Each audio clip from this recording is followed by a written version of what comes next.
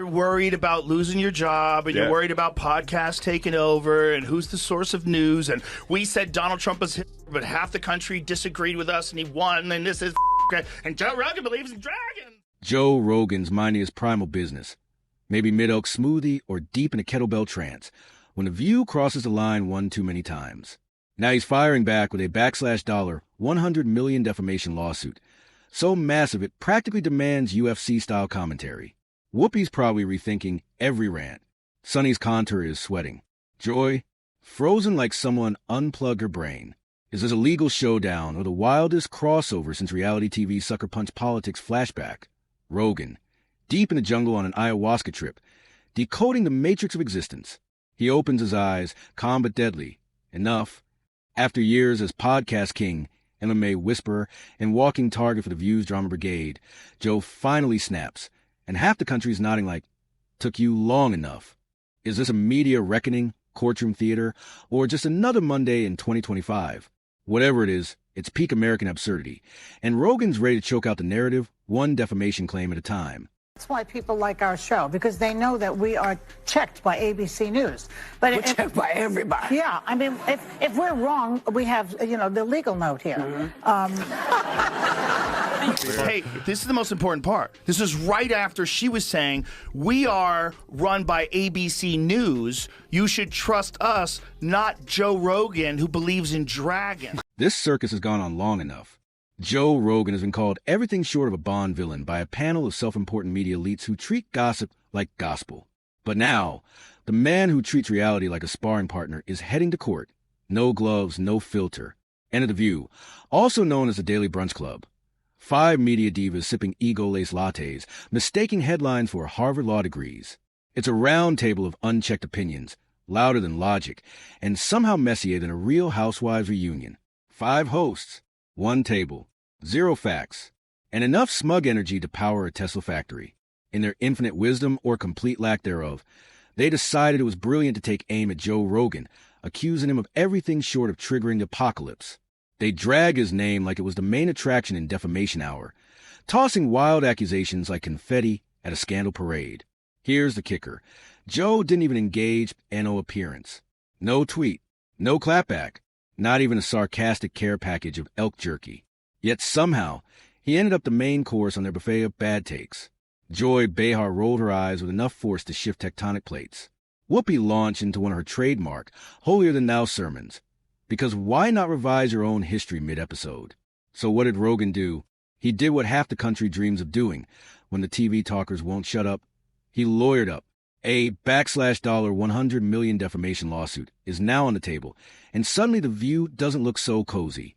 Turns out, if you poke the bear long enough, the bear gets legal. Is that show has this very specific ideological bubble in which they operate in, and they always bring on a token conservative woman, and they yell over her and silence her, and they did that with Meghan McCain, and they did that with what is that other blonde woman from Survivor? Do you remember her, Jamie? She was always yelling.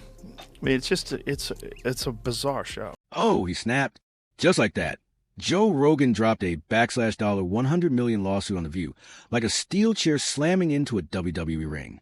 Boom. You read that right.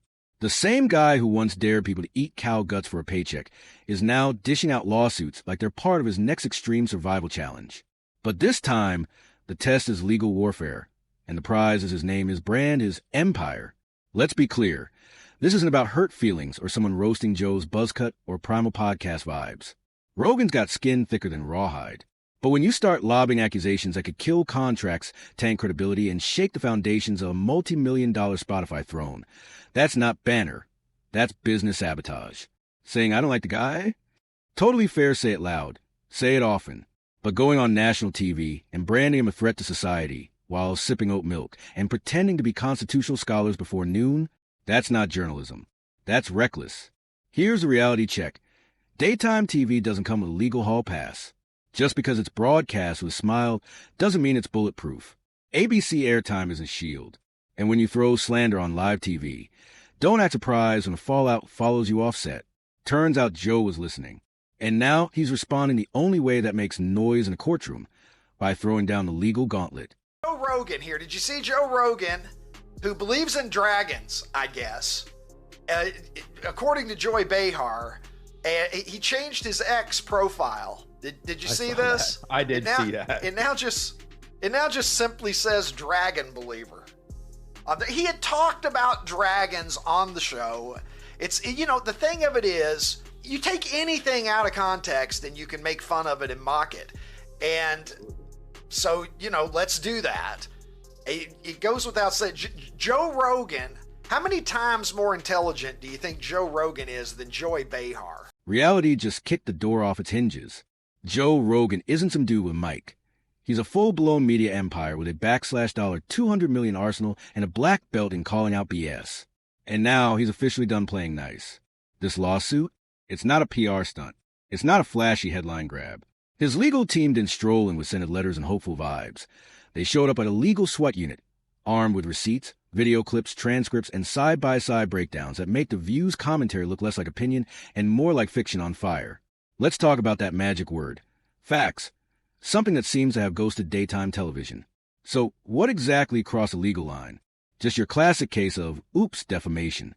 Because when you go on national TV and accuse one of the world's biggest voices of willfully spreading misinformation, you better come with proof.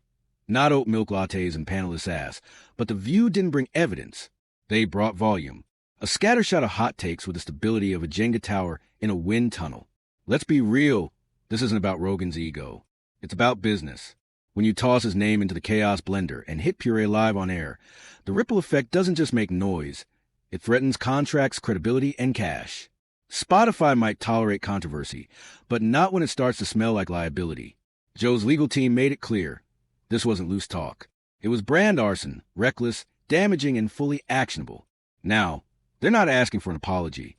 They're demanding accountability.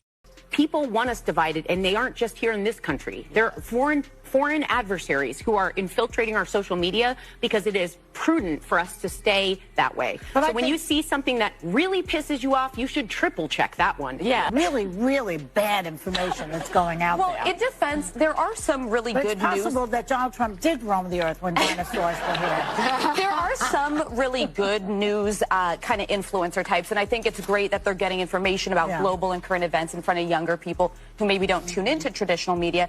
But to Sarah's point, there has to be some fact-checking and actually verification. So how did the View respond? With the kind of dramatic confusion you'd expect from a soap opera audition. Joy Behar looked like someone just canceled her wine club indefinitely. Sunny Hostin dove headfirst into courtroom lingo, sounding like she skimmed a legal textbook during lunch. And Whoopi, ever the oracle of contradictions, dropped her trademark line. Well, it's just our opinion, as if that's some kind of legal invisibility cloak. But here's a reality check.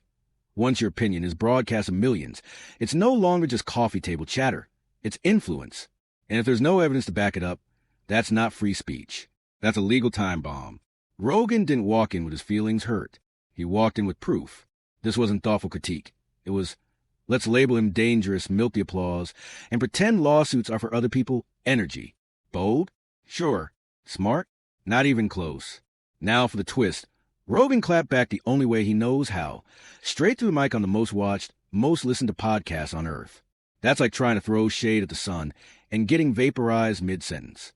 His response didn't just land. It detonated.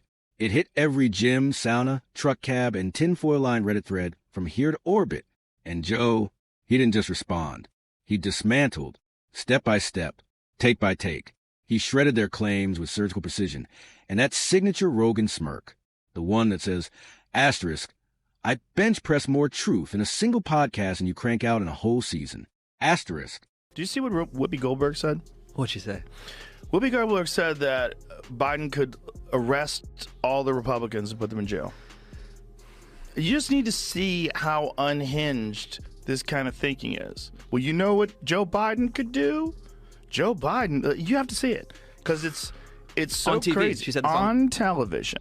You know, just let's look at a scenario where the Supreme Court says, yes, he has that. He has all those rights. He is immune from everything. Yeah. You know what Joe Biden could do since he is presently president? What? Whoa. He could throw every Republican in jail. And the fans? They exploded. Reddit lit up with threads longer than legal depositions, each dissecting the drama like caffeine-fueled watchdogs. YouTube comments turned into impromptu think tanks, dropping more citations than half the legacy press. Twitter? A full-blown digital coliseum. Team Rogan rolled an arm with memes sharper than legal briefs. While the View's defenders scrambled to walk back a fallout they clearly didn't see coming. But this isn't just Joe versus daytime TV drama. This is a gut check for media responsibility. For years, shows like The View have flirted with facts, tossing accusations under the soft glow of light entertainment. They mock, they moralize, they play courtroom without the court. And the moment someone pushes back, it's all asterisk. We're just chatting over coffee. Don't take it so seriously, let's get real. There's harm when you name drop and smear real reputations in front of millions. That old, we're just talk show hosts defense collapses faster than a reality star marriage under stress. This $100 million lawsuit is not just payback. It's a warning shot, a blaring siren that the era of consequence-free commentary may be screeching to a halt. The days of flinging half-baked narratives and expecting silence in return, numbered, because when your target has more reach than most TV networks combined, that silence you were banking on. It doesn't just respond, it roars back, louder, sharper, and this time, backed by legal firepower. I mean, I agree that Joe Rogan is a horror. I mean, I'm not saying that Joe Rogan should be removed from Spotify. He's got 11 million listeners. He's got a $100 million, contract as of 2020. But I do think as the podcast platform, you have to have some sort of guidelines. How about a disclaimer on his podcast that says, this is misinformation? Let's not forget, The View has a track record of hot takes, so off-base, they might as well be in orbit. This is the same show that once, in all seriousness, debated whether the Earth is flat. It's where brunch banter regularly drifts into historical revisionism, served up like just another side dish. And now they're stunned, shocked, that someone with both the fury and the receipts finally decided to hit back. Meanwhile, Rogan, he's on his podcast, sipping mushroom tea like it's just another chill Saturday, calmly dismantling their arguments with the precision of a black belt grading white belts. No yelling, no sweat, just pure, unbothered efficiency. Because nothing rattles TV hosts faster than someone who can outtalk, outthink, and outplay them, while smirking like he's already 10 moves ahead. That smirk? Lethal. The timing? Impeccable. Just when The View thought they were cruising on a wave of applause and political righteousness. Boom, a legal tsunami crashes in and wipes the whole beach clean. They thought they were earning points. Instead, mid-episode, they looked up and realized they were in a legal cage match with a guy who literally trains for cage matches. This isn't some petty media spat. This is the main event. And the audience? They're not clapping. They're grabbing popcorn, because the drama just went from daytime fluff to courtroom fire, and nobody's backing down. Arguably, like, the real fans of The View that are like, oh, these ladies are on point. Most of those people can't leave the house. Like, they're probably immobile. Right. Because their mom's taking their kids to school, and that's, yeah. It's a very strange show, but it's fun to watch. It's just fun to watch them. It's good entertainment. Yeah. Undoubtedly. There's something almost poetic about the irony here. The same panel that spends its mornings demanding accountability from every public figure with a pulse suddenly hiding behind the paper-thin defense of we were just talking. Oh, really? Like they've never heard the phrase defamation lawsuit before? Surprise! It's not just real. It just made Joe Rogan's playlist. Then, boom, silence. That eerie, oxygen-sucking silence that hits the moment reality kicks in. When news broke that Rogan had launched a $100 million legal warhead straight at The View's Manhattan studio, everything stopped. Joy Behar went quiet like someone hit factory reset. No snark, no eye roll, just stunned silence. ABC, naturally, did what all media giants do when they accidentally juggle a legal grenade. They called in the suits, and not just any suits. Disney's legal machine lit up like DEFCON 1. Racing into emergency meetings and likely asking the same question half the internet was asking. Did we seriously just say something that might cost us the GDP of a small country? Then came the inevitable corporate statement. Polished, bland, and completely hollow. We are aware of the matter and are currently reviewing our legal options. Translation. Please. Please don't let this go to trial. Because the real drama, it's not in the segment that aired. It's in the fallout they never thought would come. And now, this isn't just a daytime debate. It's prime-time consequences. And the worst part? The cameras may have stopped rolling, but the damage is still very much live. It is the show that people love to hate. Yes, that's true. That's true. They get so much hate watching and hate watching viral clips of them saying ridiculous things. I mean, it is a rabies-infested hen house.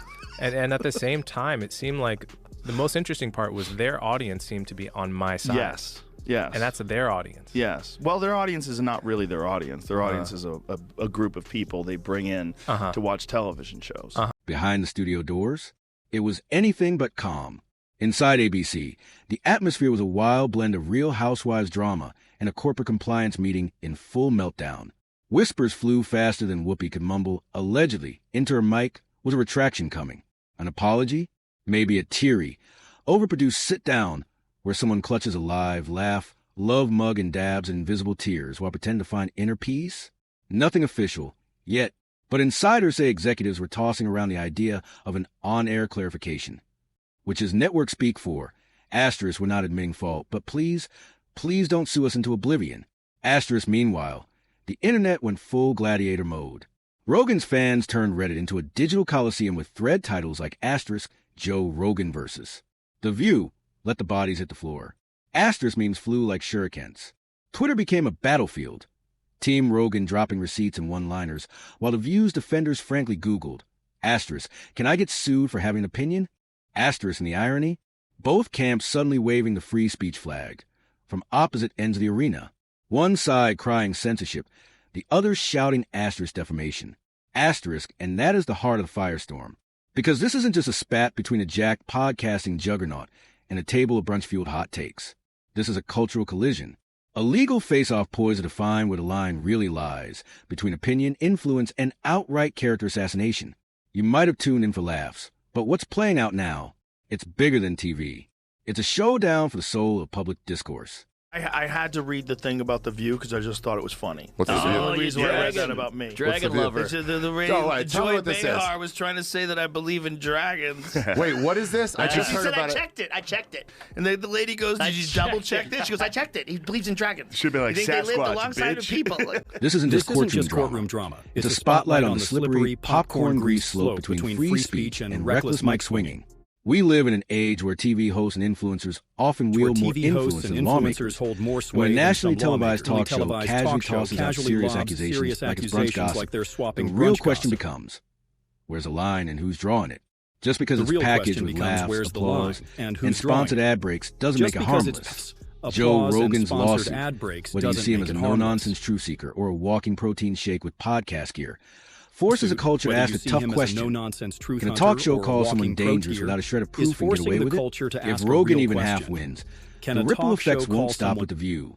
The entire commentary ecosystem could get a wake-up call. YouTubers, TikTok creators, Twitter flamethrowers, they'll suddenly be second-guessing those spicy takes and hot captions. Fine print might start showing up on posts.